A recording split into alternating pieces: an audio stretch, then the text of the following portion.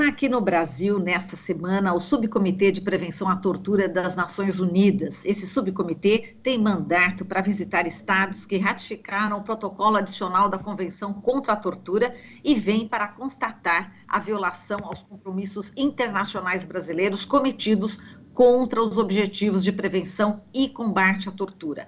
É a terceira vez em 10 anos que esse subcomitê vem ao Brasil. A gente vai falar sobre essa visita aqui ao Brasil desse subcomitê com o Matheus Moro, ele que é defensor público, coordenador do Núcleo Especializado de Situação Carcerária e membro do Comitê Nacional de Prevenção e Combate à Tortura. Lembrando, né, Matheus, já te dou bom dia, lembrando que esse comitê já foi, inclusive, desativado, né, por decisão do governo já em outubro de 2021, é isso, né? Bom dia, Matheus, seja bem-vindo.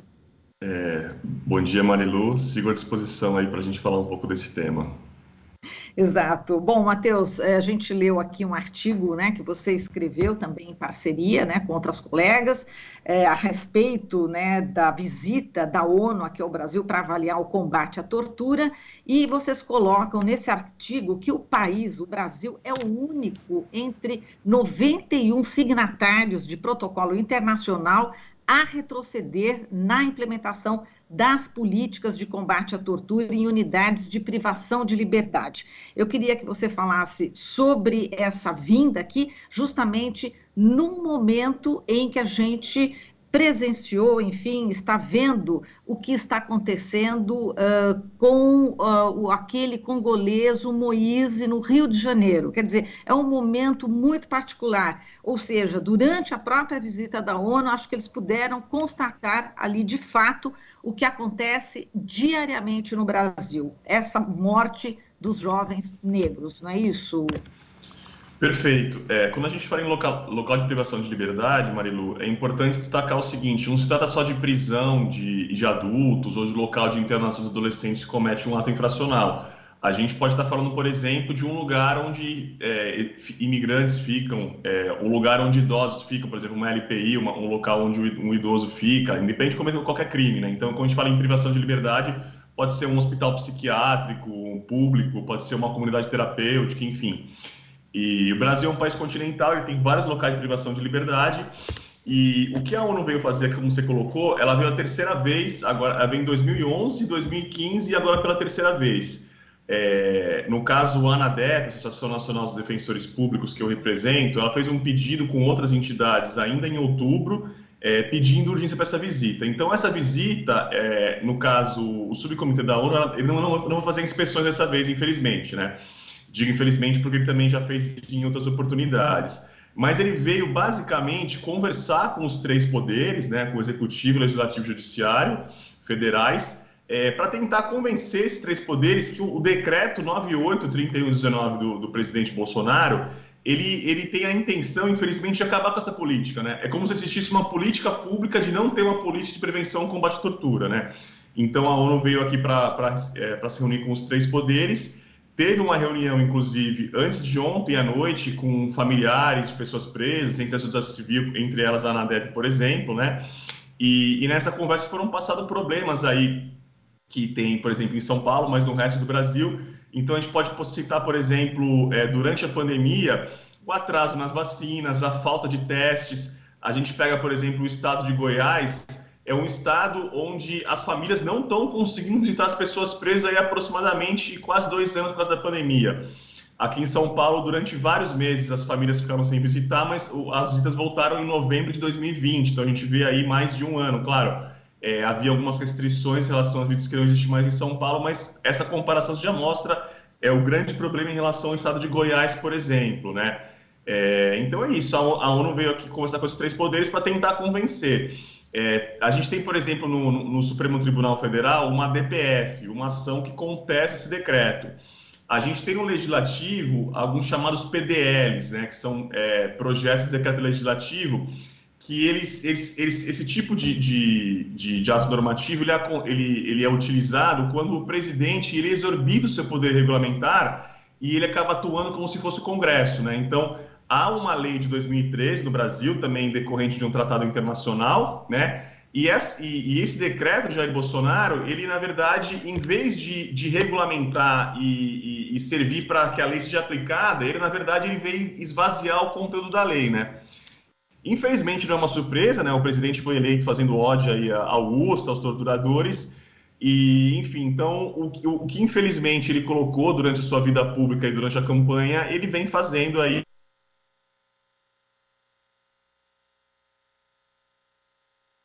Oi, Matheus.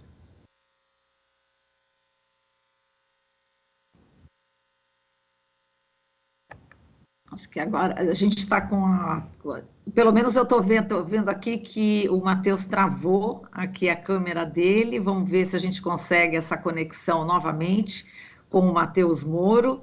A gente está falando aqui sobre essa questão toda, a visita, né, desse subcomitê de prevenção à tortura das Nações Unidas aqui no Brasil. Está durante esta semana aqui, justamente quando... Oi, agora sim, acho que agora voltou, né, Matheus? Travou um pouco aqui a sua imagem. Por favor, pode Tá, continuar. eu não sei se vocês chegaram a me ouvir, mas eu estava ouvindo vocês. Sim, agora vamos lá, vamos continuar aqui tentando pegar aí um gancho, né, do que você estava falando, Matheus. Tá. Não, bom, eu comentei um pouco sobre o decreto do Bolsonaro de 2019, né, que ele vem esvaziar a política de prevenção à tortura. E basicamente o que o subcomitê veio fazer aqui foi convencer os três poderes, né, reuniões com o judiciário, com o legislativo e com o executivo. Então, a ONU, nessa semana agora, chegou na segunda-feira, vai ficar até amanhã, não vai fazer inspeções de locais de privação de liberdade, mas veio realmente convencer os três poderes da necessidade desse decreto ser revogado, né? Ou pelo próprio executivo, que foi quem o editou, né, o presidente, ou mesmo através de decisão do Supremo Tribunal Federal ou do Poder Legislativo, né? No caso, tem alguns PDLs na Câmara a respeito do tema também. Exato, aqui só relembrando, né, aqui para quem perdeu uma parte, em 2019 o presidente editou aí o decreto 9.831, exonerando os peritos do Mecanismo Nacional de Prevenção e Combate à Tortura. Esse é um órgão fundamental, né, esses peritos são fundamentais para poder exatamente desvendar o que está acontecendo aí com essas pessoas que estão privadas de liberdade, não é isso, Moro? Perfeito. Então, são 11 peritos, né? Claro, é um órgão importante, podia ser um órgão mais robusto, mas são 11 peritos pela lei de 2013. Esses peritos, por exemplo, tiveram aqui em São Paulo, por exemplo, fizeram inspeções conosco da Defensoria Pública, aqui, unidades prisionais, né? Então, eles têm a prerrogativa de ingressar em locais de privação de liberdade, seja uma unidade prisional, seja um local onde ficam adolescentes cometerem atos infracionais, e sejam, como eu coloquei aqui no início, locais onde pessoas não cometeram nenhum tipo de crime, como, por exemplo, unidades onde ficam idosos, chamadas ILPIs, né? Então, assim, para a gente ver, porque normalmente é muito associado à questão prisional, etc., mas a gente pode estar falando de um hospital psiquiátrico, de uma comunidade terapêutica.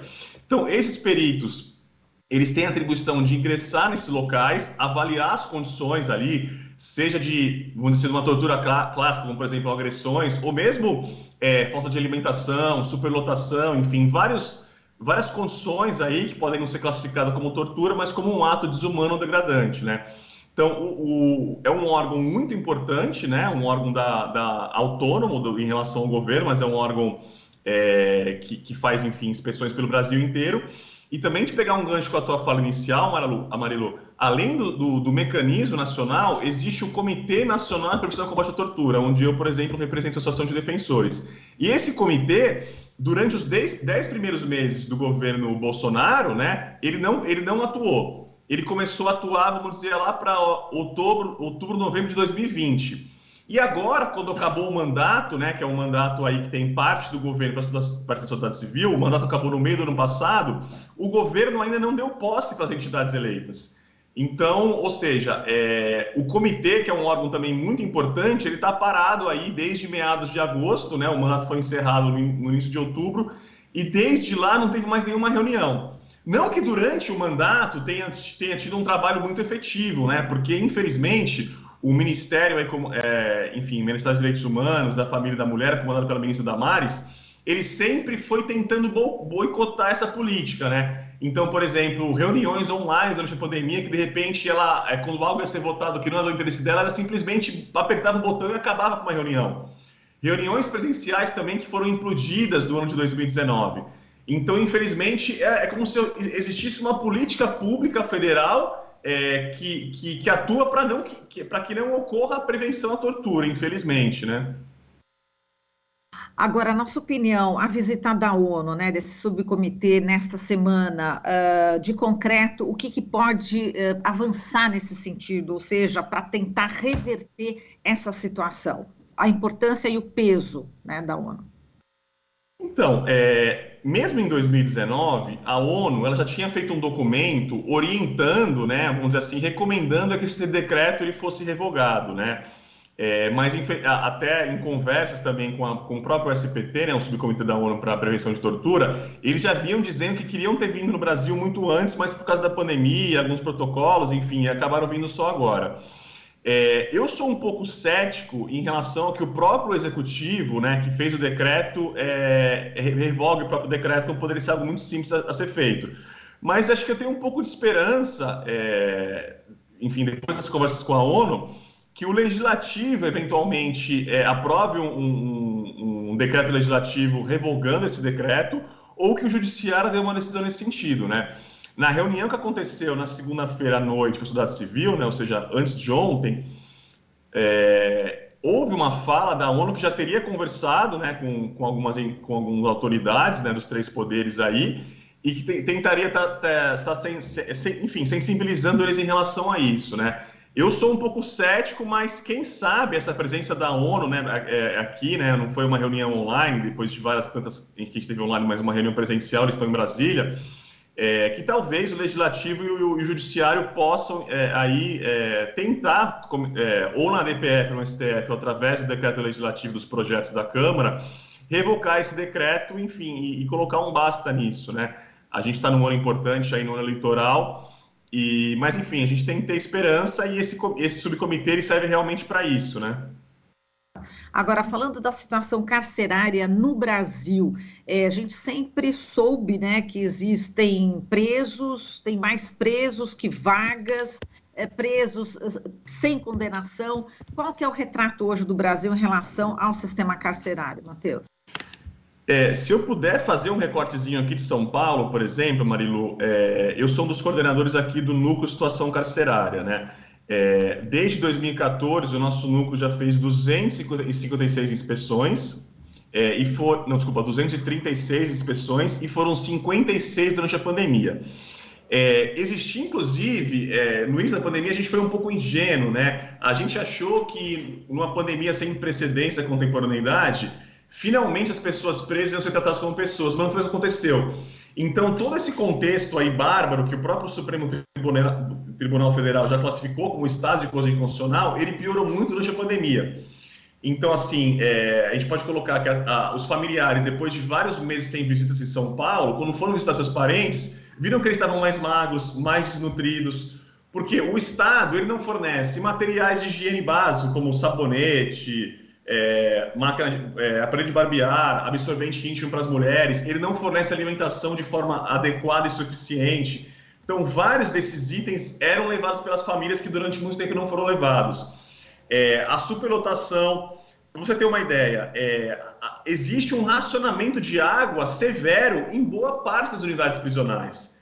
Então, assim, imagina, você está numa pandemia, numa cela que tem 12 camas, tem aí 40 pessoas. Não há sabão, não há água, não há máscara. Então, o que acontece? As pessoas morrem. Infelizmente, é um local que é como se fosse feito para matar as pessoas mesmo, né? Que a gente coloca, e na sua maioria são pobres, miseráveis, são pessoas negras, né? Fazendo um paralelo, é como se a escravidão não tivesse acabado, mas mudado de nome. Então, assim, o que a gente vê mesmo em inspeções, a gente tem os nossos relatórios, inclusive no nosso site, são cenas bárbaras, são cenas de guerra. Então, você vê ali pessoas com deficiência física, cadeirantes, com doenças graves, pessoas idosas, doenças de pele. Então, assim, não há médico. Então, assim, é um ambiente, infelizmente, propício para as pessoas morrerem. Uma informação interessante também, houve um atraso na vacinação. Então, aqui em São Paulo, até agosto, tinham morrido 79 pessoas presas no sistema prisional, né? Boa parte delas idosas e com comorbidades. Com a vacinação, ficou aí mais ou menos uns 5 meses sem nenhuma morte.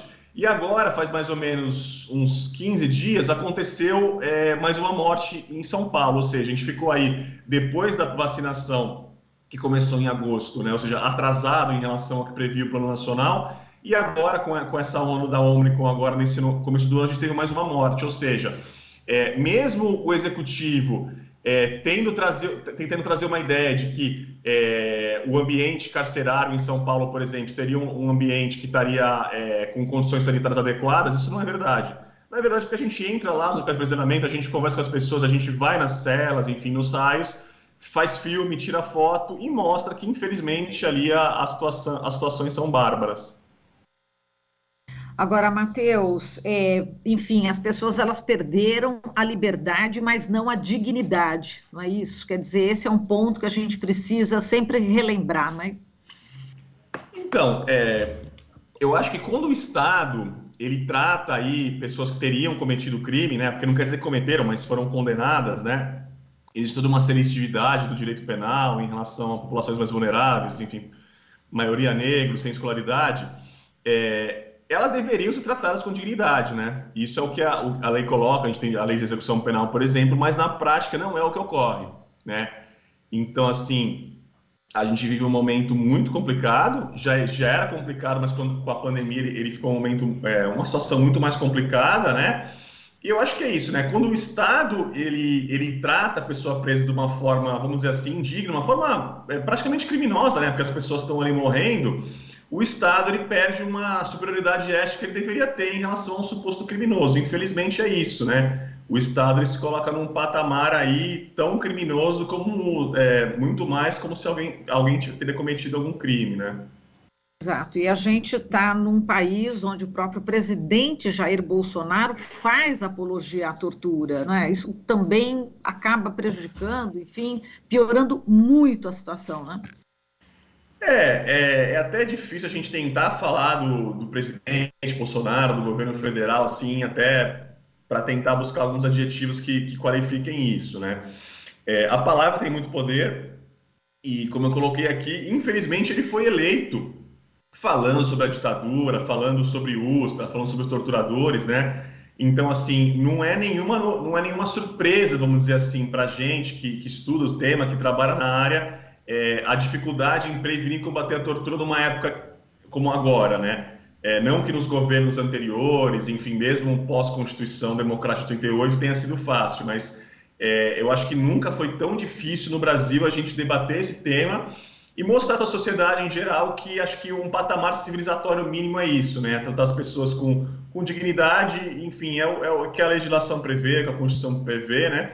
Mas, como você colocou, Marilu, fica muito difícil quando o próprio presidente da República ele tenta engendrar uma política realmente que ela vai contra o que deveria acontecer, né? Uma política que é uma política mesmo enfim, de ódio à tortura, né? E que não permite a prevenção e o combate à tortura. Exato, e a gente vê cenas como essas, né, enfim, do Moise, o congolês sendo espancado por um taco de beisebol. Queria um comentário seu a respeito, a gente vai aprofundar daqui a pouquinho esse assunto, né, manifestações já estão programadas para o próximo sábado em várias partes do Brasil, a gente vai ainda ouvir aqui congoleses no Jornal Brasil Atual, mas eu queria a sua opinião a respeito dessa cena, desse crime que a gente também tem que noticiar, infelizmente. Então, eu não sou um especialista em políticas públicas fora do caso, vamos dizer assim, né? Mas eu acho que fica a reflexão, na linha do que a gente vinha colocando agora, né? O que o presidente sustenta, ou mesmo o governador aqui de São Paulo, João Dória, né? Que ele foi eleito com um discurso também, enfim, existia o próprio Bolsonaro, entre aspas, né? Que ele se vinculou ao presidente. Então, ele foi eleito com um discurso que a polícia tinha que matar, etc. e tal. Então, assim, quando os nossos governantes têm uma postura, vamos dizer assim, tão problemática, né, enfim, o próprio governante de sustentar, vamos dizer assim, visões de mundo que elas vão contra o que prevê as próprias leis em vigor no Brasil. Eu acho que esse tipo de discurso ele acaba, enfim, trazendo um clima, uma situação para que essas coisas possam acontecer. Eu não lembro se foi algum familiar do Moisés, eu não lembro quem foi, mas eu li umas aspas ontem que dizia que mesmo depois de morto ele continuou sendo torturado, ele continuou sendo recebendo pauladas, né? Então, assim, eu não acredito no direito penal, né? As pessoas querem, agora vamos prender essas pessoas que vão resolver o problema. Na verdade, não.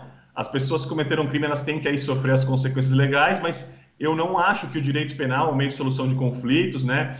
Eu acredito mais, enfim, no debate, na educação, acho que numa evolução mesmo da democracia.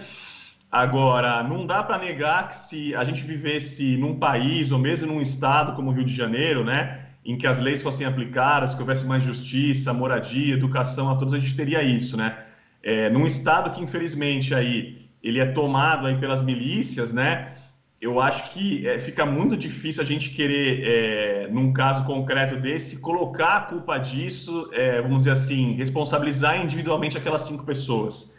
Vamos dizer assim, não quero minimizar, né? Aquelas 5 pessoas têm que ser responsabilizadas, mas eu acho que a gente tem um fracasso aí coletivo enquanto sociedade, né? Não foram aquelas 5 pessoas que de uma forma isolada cometeram algo bárbaro, né?